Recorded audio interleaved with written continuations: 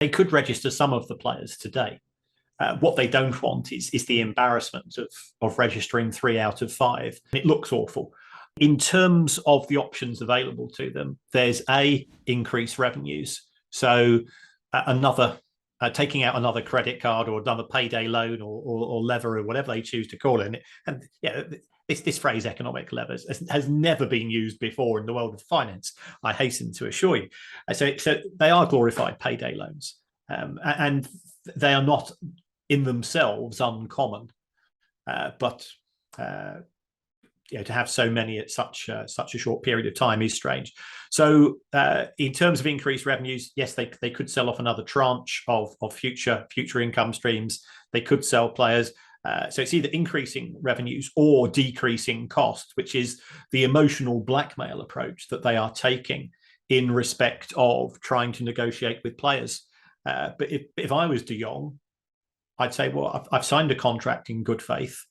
I'm fully aware that Lewandowski and Rafinha and the other players coming in, they're not being asked to take a pay cut. So why should I take a pay cut to allow you to pay them money? It just doesn't. So if I was sitting down as his advisor, I just sit tight.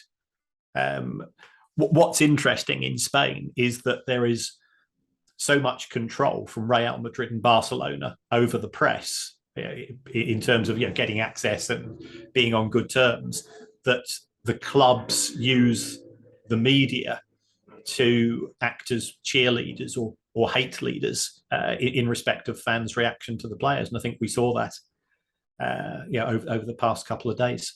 I used to teach creative accounting on Wall Street, so nothing particularly surprises me. I think what Barcelona have done is very strange in the sense that they've sold the TV rights for the next 25 years to Sixth Street.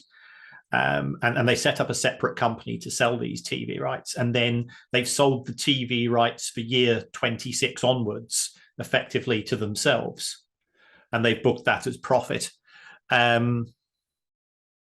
It doesn't really pass the smell test to me, the adequacy of what they've done with regards to this special purpose vehicle that's being created.